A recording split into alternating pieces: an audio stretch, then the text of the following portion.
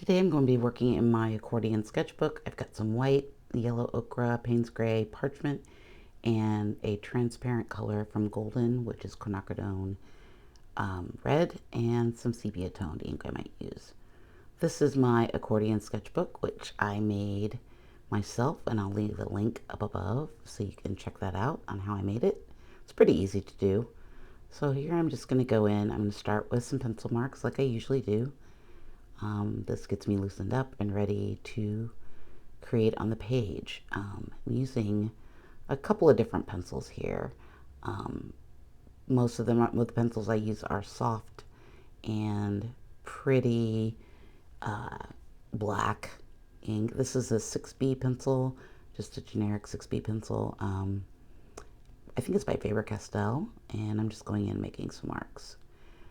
Here I'm going to mix up some Payne's gray with a little bit of the parchment and a little bit of the white, and we're going to paint in what I guess I'm calling the sky.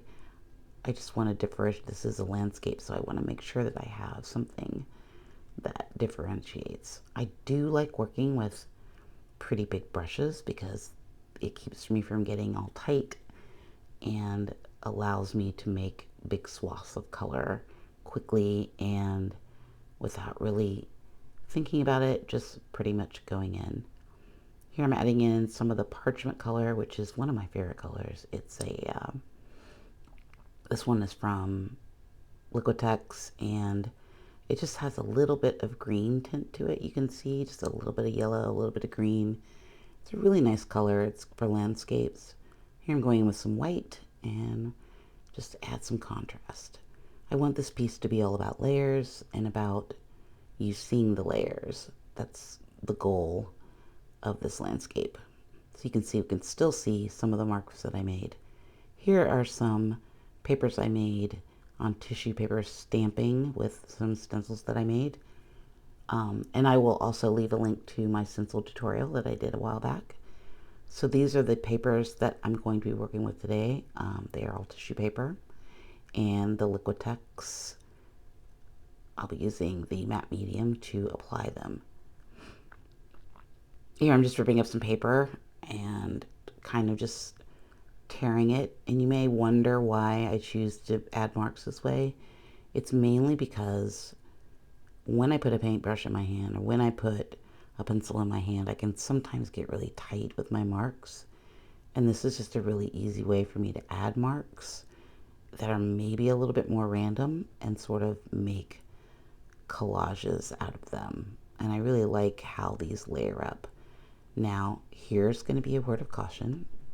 I did not clean my brush before I started adding in the matte medium, so there's a little bit of a brown tint to it. That's because there was brown paint in my brush. So note to self, clean your brushes. I'm very bad about it, but I don't mind it. I really don't mind, because I mean, I paint on all the same colors. It's really not that big of a deal for me that it's doing that, but clean your brushes.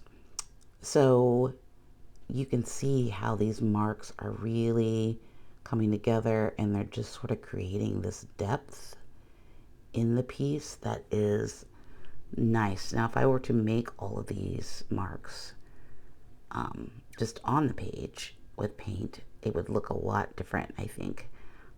I love this big bold shape here, and I always love a big bold black mark somewhere on my page. Here, this piece I did with paint, and I also used stamping ink.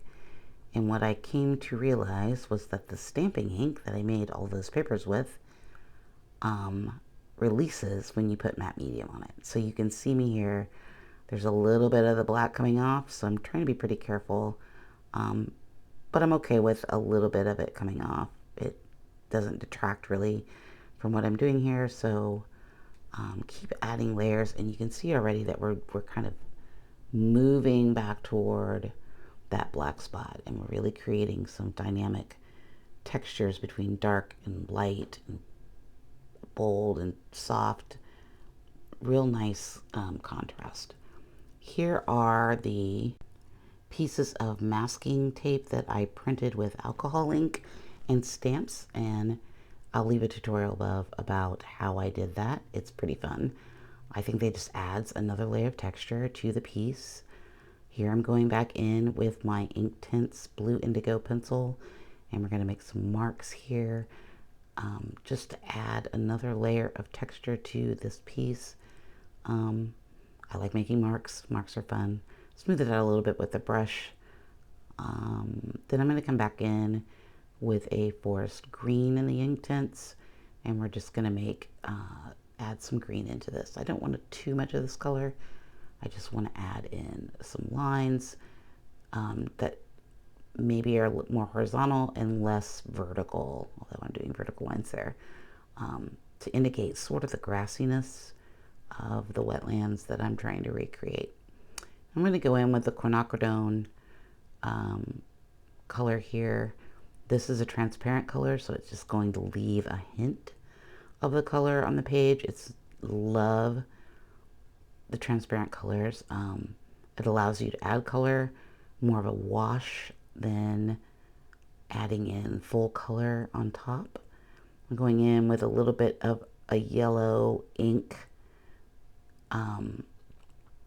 from Daler and Roney, and just adding in touches of color. This acrylic ink is transparent as well, so we're building layers, we're adding marks. Here I am adding in a bit more of the white paint to break up some of these chunks and blend it almost together, just to make it a little bit more cohesive and add some interest here in the front and bringing back some of the light areas. So I hope you enjoyed this little bit of a tutorial I made. The last thing I'm doing is going in with these Caran d'Ache Neocolor 2s with an orange, a peach, and an ochre, just to give it a bit more punch and a little bit more vibrancy to it. It was looking a little flat to me. So I hope you enjoyed this tutorial. If you have any questions about anything that I've done here, feel free to leave a comment. And don't forget to like and subscribe. And I will see you in the next video. Have a great day. Bye.